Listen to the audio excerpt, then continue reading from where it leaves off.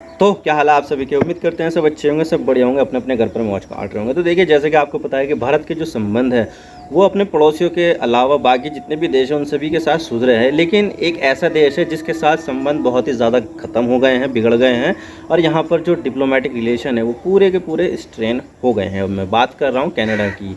Canada G7 का भी member है और G20 का भी मेंबर है और नेटो का भी मेंबर है। लेकिन यहाँ पर भारत के जो संबंध है वो कनाडा के साथ ख़राब हो गए हैं। मैं अब आपको बता दूँ कि कनाडा दुनिया का दूसरा सबसे बड़ा देश है लैंड वाइज। उसके पास रशिया के बाद दूसरा सबसे ज़्यादा लैंड है और उसके पास नेचुरल रिसोर्सेज की कोई कमी नहीं है। लेकिन यहाँ पर जो संबंध है भारत के साथ कनाडा के, वो बहुत ज़्यादा बिगड़ गए हैं। और वो जो बिगड़े हुए हैं संबंध, वो किस वजह से बिगड़े हुए हैं? यहाँ पर एक आतंकवादी निज्जर की वजह से। हरदीप सिंह निज्जर जो एक खालिस्तानी आतंकवादी था, वो भारत से खालिस्तान को अलग करने की मांग करता था कि यहाँ पर सिखों का एक अलग देश चाहिए हमें, जिसका नाम हुआ खालिस्तान।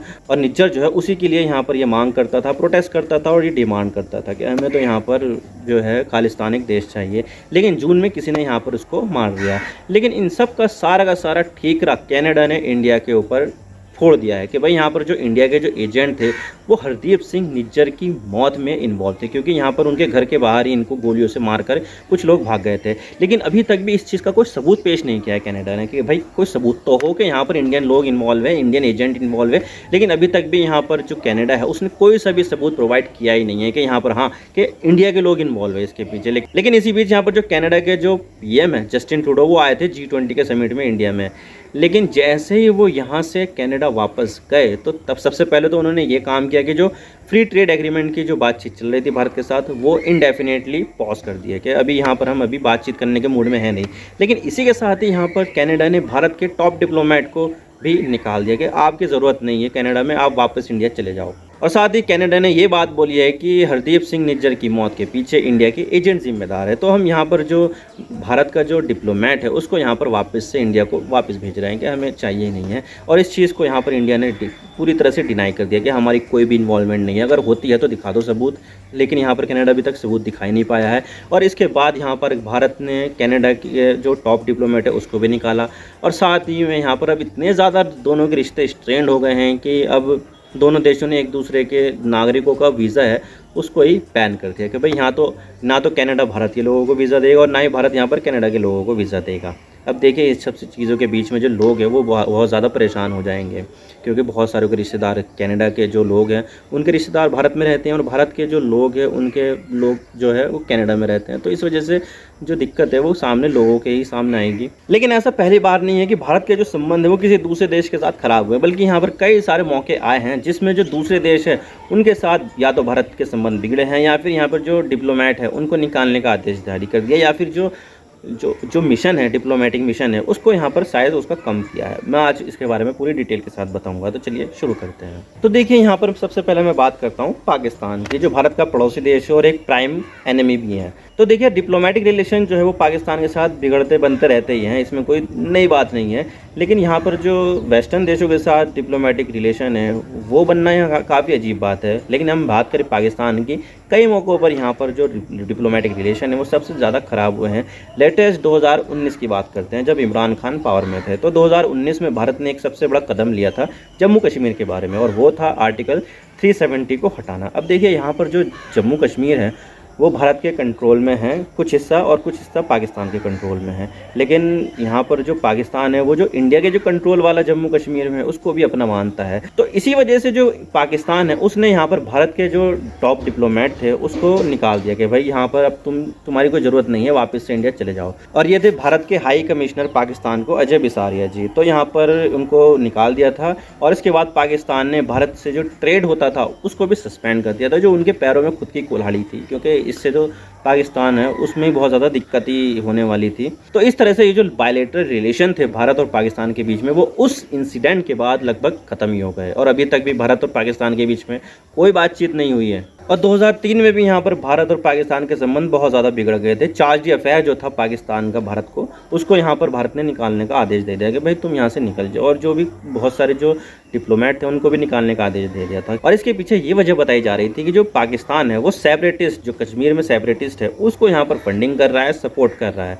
जो सेपरेटिस्ट है आपको तो पता ही है कि जम्मू कश्मीर को भारत से अलग बनाना चाहते हैं, या तो वो पाकिस्तान में मिल जाना चाहते हैं या वो अपने देश बनाना चाहते हैं, जो भारत के लिए कतई मंजूर नहीं है।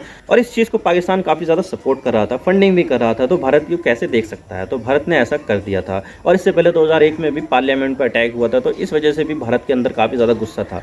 तो ये सब चीज़ें जस्टिफाई कर दी और यहाँ पर जो चार्ज डी अफेयर है पाकिस्तान के इंडिया में उसको निकाल दिया कि चलो यहाँ से निकल जाओ अब तुम।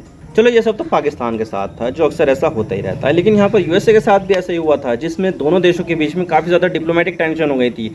और वो ये था कि जो सीनियर डिप्लोमेट थी देवयानी खोबरागड़े, उनके साथ ऐसा हुआ था। दरअसल यहाँ पर जो देवयानी खोबरागड़े हैं उनकी यहाँ पर एयरपोर्ट पर तलाशी ली गई, सारी चीज़ें सर्च की गई और उनको डिटेन कर लिया गया, यानी कि अरेस्ट कर लिया गया। और उसके पीछे ये वजह बताई यूएसए ने कि यहाँ पर एक तो वो वीज़ा फ्रॉड करके आई है और दूसरा ये है कि अपनी नौकरानी को उसने बहुत ज़्यादा कम पैसे दिए हैं, यानी कि जितना पेमेंट करना चाहिए था नौकरानी को उससे भी बहुत ज़्यादा कम कर रही है। तो इस वजह से यहाँ पर जो है अमेरिका ने डिटेन कर लिया सीनियर डिप्लोमेट को, जिसकी वजह से यहाँ पर दोनों देशों के जो संबंध है वो काफ़ी ज़्यादा बिगड़ गए थे कि भाई ऐसे कैसे कर सकते हैं यहाँ पर ये। फिर इसके बाद ये जो देवयानी खोबरागड़े हैं उनको $2.5 लाख के बॉन्ड पर छुड़ाया गया था, जो काफ़ी ज़्यादा होते हैं।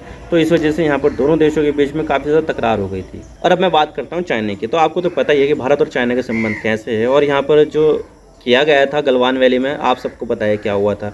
यहाँ पर दोनों देशों के जो सैनिक हैं उनकी सबकी झड़प हो गई थी लद्दाख में, जो गलवान नाम का एरिया है वहाँ पर, और इसमें कुछ लोग दोनों तरफ से मारे गए थे। तो इस वजह से दोनों देशों के बीच में जो संबंध है काफ़ी ज़्यादा खतरनाक हो गए थे, बहुत ज़्यादा टेंशन हो गई थी और कई सारे राउंड की बातचीत हो गई है। लेकिन अभी तक भी दोनों देशों के बीच में जो टेंशन है वो कम हुई नहीं है। और इससे पहले डोकलाम के बारे में आपको पता है, डोकलाम में भी जो चाइना और इंडिया के जो सैनिक हैं वो आपस में आमने सामने आ गए थे और पता नहीं था कि कब एक तरफ से गोली चल जाए और कभी भी यहाँ पर युद्ध शुरू हो सकता था, क्योंकि जो डोकलाम है वो इंडिया, चाइना और भूटान के तीनों के जंक्शन पर स्थित है।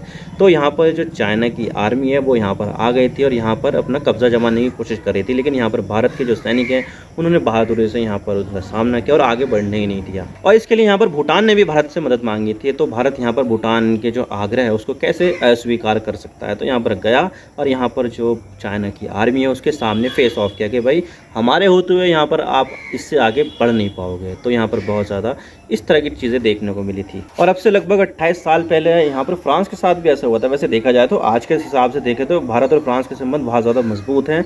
भारत यहाँ पर फ्रांस से राफेल खरीद रहा है और भारत जो है फ्रांस से यूनाइटेड नेशन सिक्योरिटी काउंसिल में भी मदद मांग रहा है। और यहाँ पर जो फ्रांस है वो भारत की जो परमानेंट मेंबरशिप की जो बिड है उसको भी सपोर्ट कर रहा है। लेकिन यहाँ पर 1985 में ऐसा होता नहीं था, क्योंकि देखा जाए तो 1985 में भारत ने फ्रांस के एम्बेसडर को इंडिया छोड़ने की बोल दिया था कि भाई आप यहाँ से निकल लो। इसके पीछे कोई वजह तो नहीं बताई गई थी, लेकिन यहाँ पर ये बताया गया था कि यहाँ पर जो एम्बेसडर है वो स्पाइंग स्कैंडल में फंसे हुए हैं, जो जासूसी है उसमें इन्वॉल्व है, जिसकी वजह से जो बहुत सारे सीक्रेट है वो लीक हो गए थे मीडिया में। तो इस वजह से यहाँ पर भारत और फ्रांस के बीच में काफ़ी ज़्यादा डिप्लोमेटिक टेंशन देखने को मिली थी। तो कुछ ये चुनिंदा इंसिडेंट है जिसमें भारत के जो डिप्लोमेटिक रिलेशन है वो कई सारे देशों के साथ ख़राब हुए हैं। आई होप आपको सारी बातें समझ में आ गई होगी। वीडियो थोड़ा सा ही पसंद आए तो लाइक कर दो, वरना डिसलाइक कर दो, लेकिन चैनल को सब्सक्राइब जरूर कर देना। आपकी एक सब्सक्रिप्शन से हम आगे कॉन्टेंट बनाने की मोटिवेशन मिलती है। Thank you for watching. I really appreciate your precious time. God bless you all. Now signing off.